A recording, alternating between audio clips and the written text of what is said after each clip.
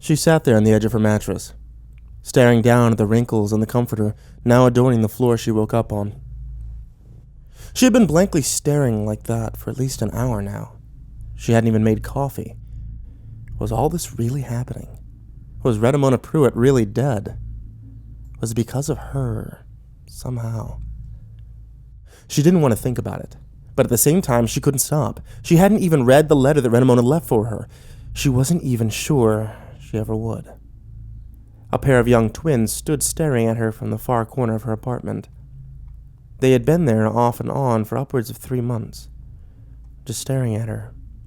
The more she ignored them, the more tenacious they became with their presence. Frankie was yet unsure of how to even acknowledge them. They were the first ghosts to ever have hung around for more than a few startling seconds. What startled her more than that was that she was becoming used to them being there. They just stared at her. 2 young girls, no more than 8 or 9 years old, with light brown hair and greenish blue eyes. They wore a light blue dress with a bow around the waist and a blue ribbon around their loose hanging hair. Little black slippers on their tiny feet with frilly socks to accent the dress. Both had their hands folded neatly in front of them, and a look of pure question on their powder-white little faces. Frankie sighed heavily and rubbed her hands down her face. "Okay, I give up. What do you want? Why are you here?" she said aloud, looking at the far corner where the girls stood staring at her. They merely cocked their heads to the side, slowly, as though they weren't quite sure if she was speaking to them or not. So she said it again. "What do you want from me?" she repeated. They did nothing. Their heads stayed cocked to the side, and they remained there, staring silently at her. She growled out loud at the frustrating quiet, and stood abruptly, making a beeline for the coffee pot. All she had to do was flip a switch, and the smell of fresh brewing coffee filled her nostrils. She loved that smell. She looked again at the tiny visitors standing in her corner, and thought for a moment. It shouldn't be too hard, she thought, to get information on twin deaths. Her computer was, after all, her best friend in the world. She rolled her eyes then, sad to be admitting that to herself. After a few minutes had passed, she poured herself a cup of coffee, added her usual mocha mix, and made her way to her laptop, sitting down on a pillow and taking a sip before turning it on. Immediately, she double-clicked the internet icon and waited for the page to load.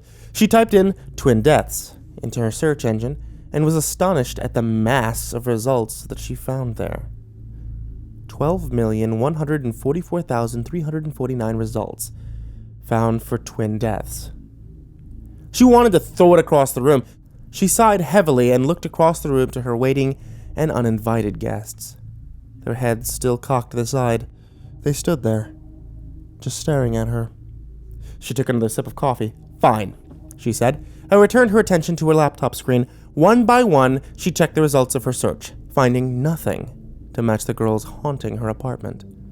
6 cups of coffee, 2 bathroom breaks, and 312 results later, she found something.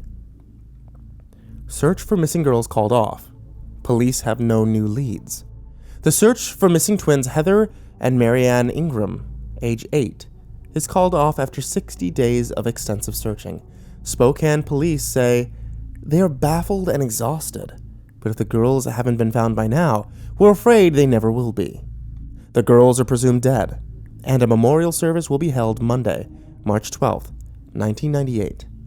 Police encourage anyone with information about the missing girls to still come forward.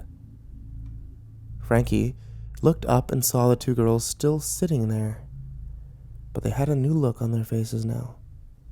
Almost a blank sense of urgency, as though her silent friends were encouraging her to keep going, keep searching. She typed the names Heather and Marianne Ingram into her search engine. Far fewer results, but exactly the ones that she was looking for. The first result yielded the information she needed.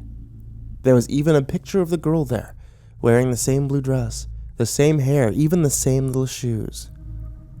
"There you are," she whispered. Missing girls assumed dead.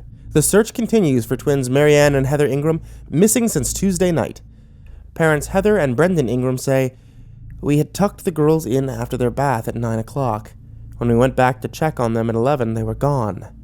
Police say the windows in the girls' rooms were painted closed, and no intruders could have come into the house without Heather and Brendan's knowledge. Parents say that nothing in the girls' room was out of the ordinary, and there is no explanation for their disappearance. Heather and Brendan Ingram are still being held for questioning, now 7 days into the search. Frankie was confused. Had the parents killed the girls? She looked again to the corner across the room, but this time the girls weren't still.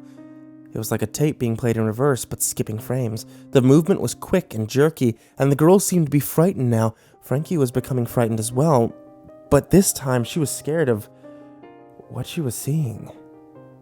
It went on for a few seconds like that. Like they were struggling in reverse to free themselves of something, until the girls became suddenly frozen and vanished into thin air, like puffs of smoke. They were gone. And as they vanished, she could hear tiny voices, frightened and desperate. "It's coming for you." Frankie was frozen. She took a deep breath and looked back to her computer screen at the image there of the two girls. They were haunting her for some reason, and if she wanted to get rid of them, she had to figure out what it was. She remembered the card that Officer Moore had given her the day before. Rummaging through her purse, she found it among a rubble of old receipts and Starbucks gift cards. She stared at it for a moment, contemplated on whether or not she could really do what she was thinking of doing. A moment later, she picked up her phone and dialed the number. It rang only twice before the familiar voice answered. "Hello, this is Officer Moore." Frankie paused, unsure of what she should say. "Hello?" "Yes, Officer Moore? This is Frankie Welsh. We spoke yesterday at Redamona Pruitt's house," she finally said. "Yes, I remember. How can I help you, Miss Welsh?" he asked in a bland tone. "Well," she paused for a moment. "I was hoping to get some information on two missing girls. I'm not even sure if you're able to do that or not, but it's really been bothering me," she forced out. There was a brief silence over the phone. "Okay. What girls?" he asked, his tone slightly hinting in suspicion. "Their names were Heather and Marianne Ingram. They went missing in 1998. Another long pause. "Ingram," he repeated. "Yes, I remember them. They were never found. Not hide nor hair of them. They just disappeared one night," he said, his voice reminiscent. "I actually worked that case. You said it was bothering you. How is that? Did you know them?" he asked. "No," Frankie said. "But it bothers me. I can't explain it, but I really need to get to the bottom of it. Can you help me?" she said in earnest. "Well, Miss Welsh, the case is cold. I can give you all the information that I have, but as far as anything goes, you won't likely get any further on it than I did. No offense," he said with a chuckle. "None taken." "Why don't you come to the police precinct? We'll have a talk about it. It's a lot to go over on the phone. I have a break coming up in an hour. Usually never take them, but in this case, I'll make an exception." "Thank you, Mr. Moore. I'll be there," Frankie said before exchanging goodbyes and hanging up the phone. What the hell was she doing? She asked herself as she placed the card back in her purse and headed out the door. But not before taking one last look at the now empty corner on the far side of her apartment. "I've seen these children before, Mr. Moore, but I can't explain it to you in a way that you would understand or even believe me," Frankie said, her tone near exasperation. "Why can't you explain it to me? I'm here. I'm listening," he replied, his arms crossed over his chest. His expression was one of questioning and concern. She tried to think of some way to tell him, but if he was like everyone else, he would just call her crazy and shoo her away like some irritating fly. "Can I just please get the information on those girls? It's really important to me. There's something I have to figure out." He sighed heavily and tipped his chair back, his arms still crossed. "I think I deserve some sort of explanation for all of this, Miss Welsh. I really do. And until I get something to go on with all of this, I feel no obligation to help you by giving you information on a dead, cold case," he said matter-of-factly. "Now, you said you've seen Heather and Marianne Ingram before. Where did you see them?" Frankie hesitated, unsure of what to say, or even how to say it. She knew what he would think of her, but she wouldn't get the information she needed without telling him everything. "Have you ever worked with psychics in your department, Mr. Moore?" she began. Moore's face twitched with question. He sat his chair down on all four legs and leaned forward. A few off and on. Why? Well, I have something of a gift, she said, her voice cracking and filled with nervousness. She swallowed hard and looked at him. So you're a psychic, he said. Not quite. I see things, she said. Her hands were beginning to shake now. Moore cocked an eyebrow and looked at her, focusing mainly on her body language and how nervous and agitated she was becoming about the subject. You see things like what? He asked, trying to ease the tension building in her, trying to get her to talk about what it was that she was so desperately trying to get off her chest. She lowered her head and tried to focus on keeping her hands still. It's hard to explain. I just see things that other people can't see, and I get a lot of grief about it, she said. Okay, so you see things. Like what, ghosts? He asked gently. She snapped her head up and looked at him with wide eyes. That's some of it, but yes. And I've seen those girls in my apartment. The ghosts of those girls. Now, could you please give me the information I need without humiliating me anymore? Moore looked at her with an expression mixing sympathy and earnest.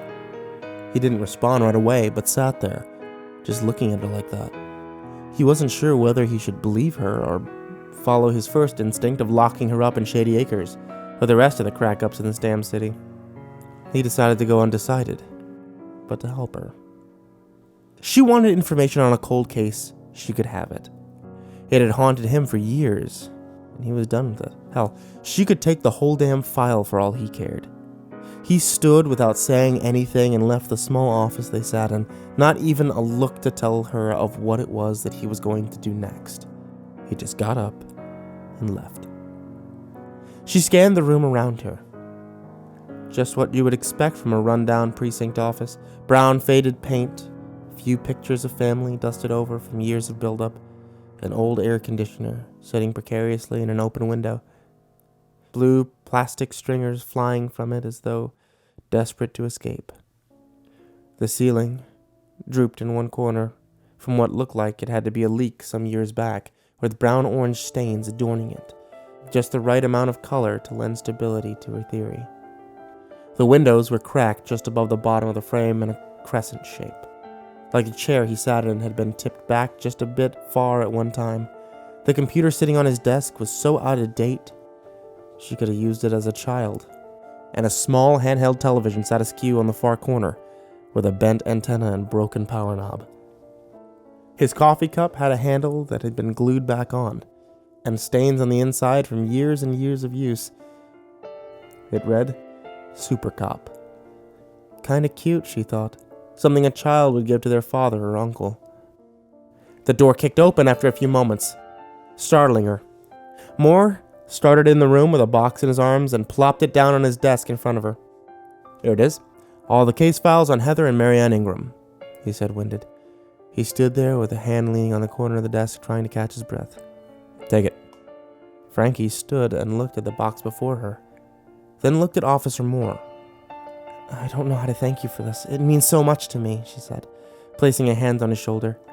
He simply nodded his head and moved the chair across the desk and sat down.